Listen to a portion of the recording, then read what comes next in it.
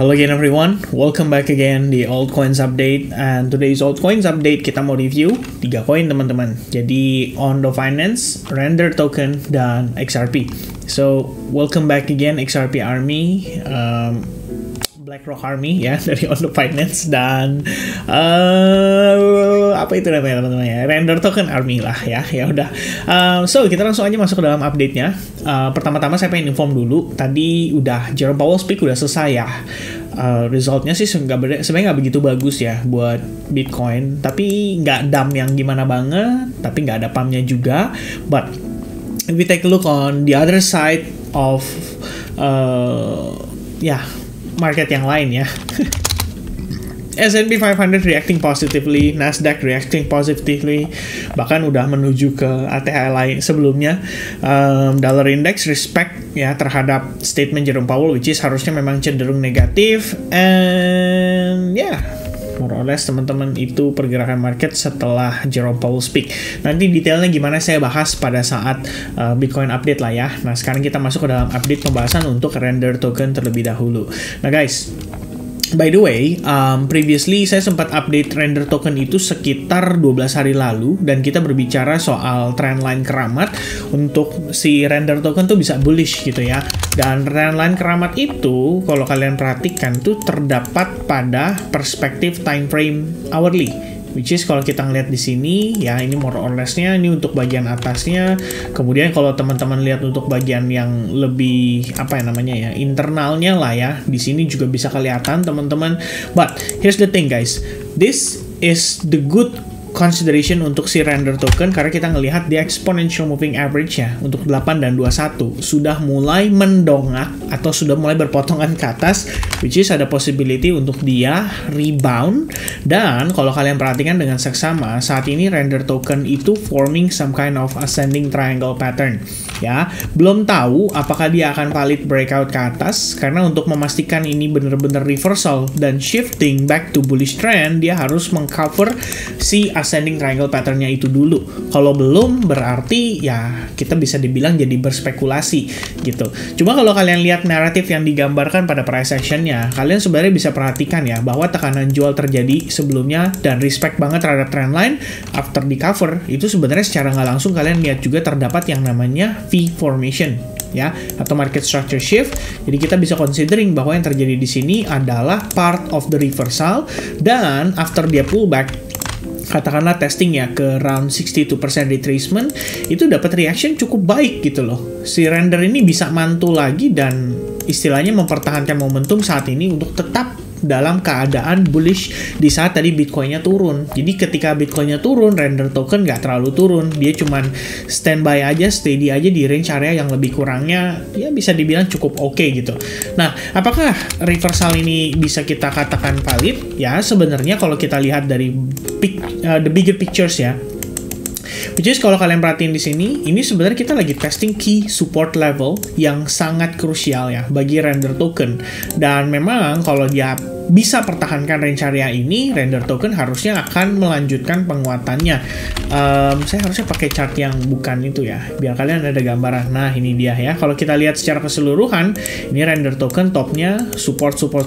Kita lagi testing ke area demand, dan technically kalau pada Fibonacci ya kita gunakan Fibo dari bottom to the top, itu kita dapat 50% and 62%. Dia holding pas banget di atas 50%. Jadi dia di sini forming some kind of ascending triangle pattern, dan saya rasa itu yang bisa kita follow up untuk si Render Token. Dengan catatan dia harus breakout dulu. Seperti yang saya bilang tadi, balik lagi kalau di chart yang sebelumnya ini ya teman-teman, kita ngelihat dia forming ascending triangle pattern, kita butuh dia breakout dulu. Dan kalau dia breakout pada perspektif time frame daily, yang menjadi tambahan confluence adalah dia main di atas EMA 21. Nah ini bakal good banget ya, dalam artian kita udah berapa lama main di bawah EMA 21? Sejak di sini ya so far udah 25 hari. Jadi kalau misalkan dia bisa claim ascending triangle itu, kemudian dia main di atas EMA 21, I think very likely kita bisa meneruskan penguatannya, atau minimal banget buat render token ini jadi ada peluang trading jangka pendek buat kita ngejar testing ke area 9,8 dolar.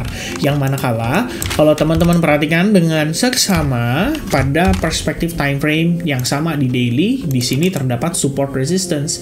Pas banget levelnya tuh deket sebenarnya sama 10 dolar ya. Jadi kalau kalian mau ambil 10 dolar bisa, kalau kalian mau ambil di sini katakanlah pembulatan di 9,75 dolar juga bisa, merupakan part of support and resistance ya. Nah, ini dia.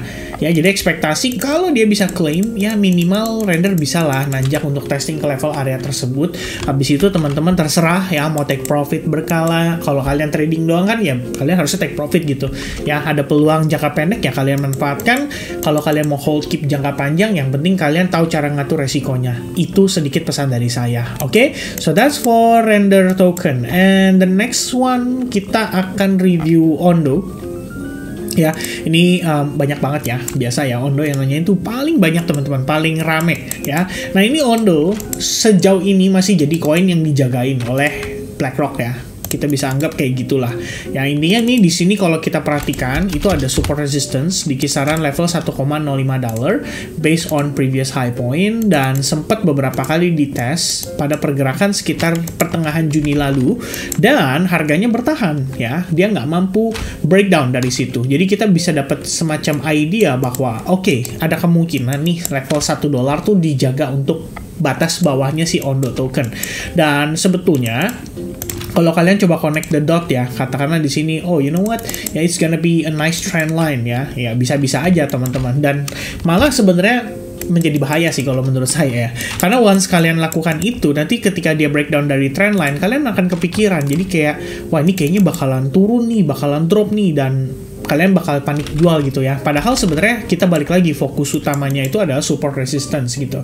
Dan kalau kita ngelihat the bigger pictures, seandainya kalian tanya sama whales gitu kan, mana yang mereka lihat?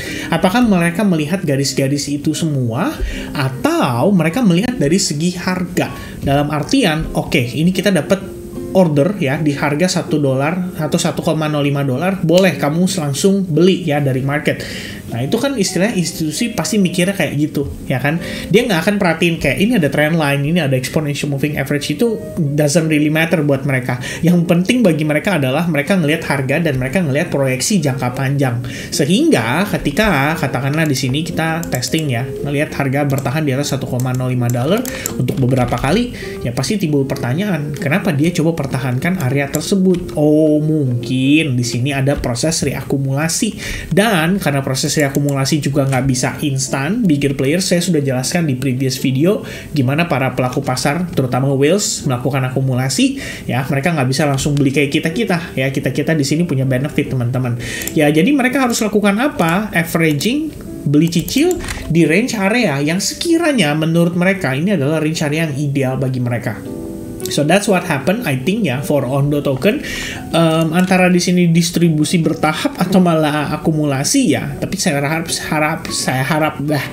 harap sih ini adalah akumulasi ya, atau reakumulasi, karena after dia going higher, dia pull back, which is technically secara struktur aja kita bisa katakan bahwa oke, dia menuju ke bullish market structure ya, dengan kondisi di mana pullback ini adalah bagian dari higher low-nya. Itu yang kita coba untuk identifikasi. Nah, kalau kita ngelihat dari lower time frame-nya, itu di time frame 4 jam, sebenarnya yang triangle tadi saya gambarkan itu bisa terlihat dengan jelas di sini, di mana triangle tersebut adalah potensi development yang sekarang sedang berlangsung. Dan kalau saya gunakan VWAP, saya tarik dari tanggal 1 Juni ya teman-teman, which is jam 7 pagi, itu kita dapatkan bahwa Ondo token itu kehalang atau ketahan, bener-bener ketahan pas banget di VWAP-nya. Beberapa kali dia nggak dapetin rejection di situ. Jadi kalau saya hapus ini ya, saya hilangkan si chart Ondo, kalian bisa lihat kayak gini. Nah, ya kalau saya munculkan di mana dia ketahan, pas di situ. Ya, beberapa kali teman-teman sekalian ya. Dari pertama kali dia turun, claim and then reject. Ya, di sini dia retest 1 kali, di sini dia reject 2 kali, di sini kalian lihat 3 kali ya. Bayangin butut sepanjang ini, balik close-nya di mana? Di bawah VWAP. Ya, kita lihat di sini juga sama. testing the VWAP 4 kali, testing the VWAP 5 kali, testing the VWAP 6 kali ya pada pergerakan kemarin, and then dia reject lagi. Ya sejauh ini sih kalau kita ngelihat sekilas ya kelihatannya Ondo masih struggling banget ya untuk dia berusaha bisa close dan main di atas VWAP itu, tapi ya saya rasa juga memang ini adalah bagian dari development movement ya. Jadi kalau misalkan katakanlah nih di sini dia forming some kind of triangle kayak gini teman-teman ya. Jadi kita anggap ini mungkin memang adalah proses akumulasinya. Nah sebenarnya cara memainkan Ondo ini ya kalau buat saya sih ada dua opsi. Whether kalian mau buy on weakness, which is kita tahu Ondo punya benefit yaitu seringkali dijagain ya sama whales-whalesnya. Kelihatannya dipertahankan dan sentimen BlackRock ini masih sangat-sangat kuat untuk mendominasi pasar. Jadi whether kalian bisa buy on weakness, I think ya for jangka pendek trading teman-teman, dan invalidasinya adalah kalau dia break dari symmetrical triangle. Nah ini kalian harus siap cut loss gitu ya. Jadi sebisa mungkin dapat harga semurah mungkin, atau teman-teman follow with the momentum. Jadi begitu dia breakout, oke, pullback, oke, nice ya. Reaction, oke, nice. Oke, kalian follow dengan momentumnya.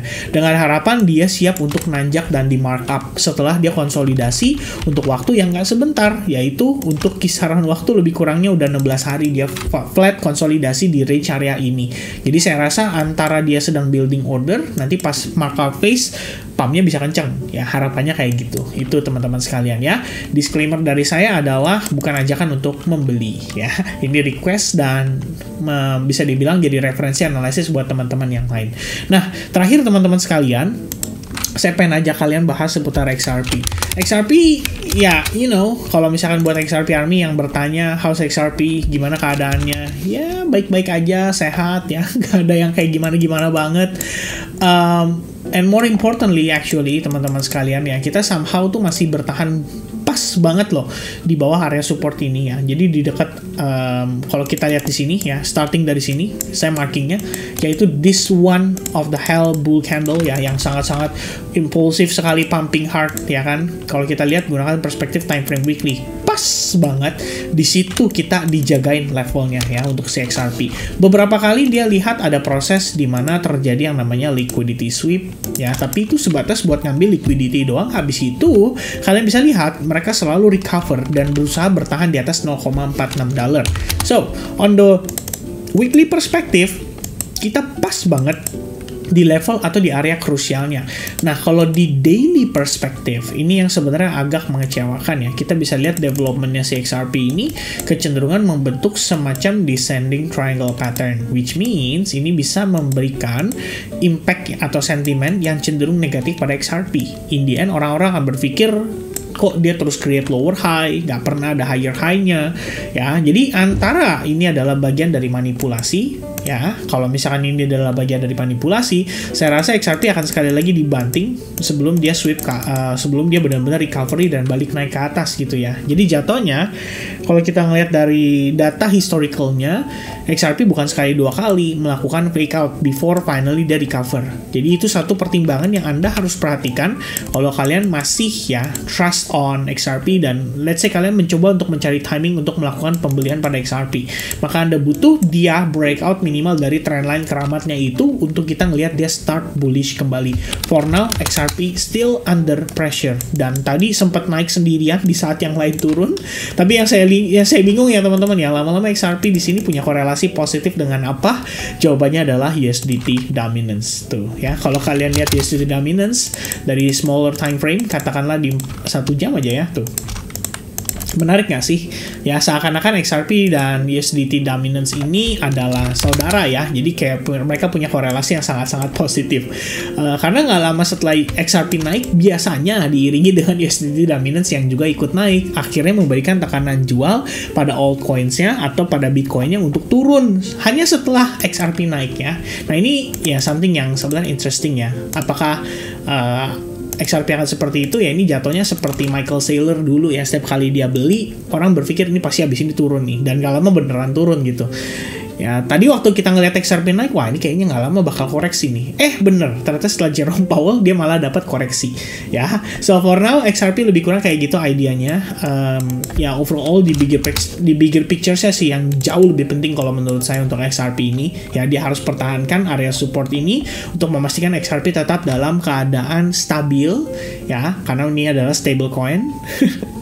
Berapa lama nih udah kita konsolidasi? Wah, 80 hari guys ya, di 0,56 sampai 0,46. Cuman 0, berapa nih? Ya jatuhnya 0,1 ya, 0,1 dolar doang. Dia main cuman range-nya tipis 10 sen doang. This is crazy guys actually. Ya tapi ya this is what whales like ya. Ketika mereka memang ya melakukan reakumulasi, dia akan cenderung melakukan dalam kondisi yang tidak diperhatikan oleh orang lain. Jadi once market ready to make a move, tahu-tahu dia pumping gitu ya. Oke, so that's gonna be the update from me for Ondo, Render, dan juga XRP. Thank you very much guys for watching, and I'll see you guys again soon in Bitcoin update.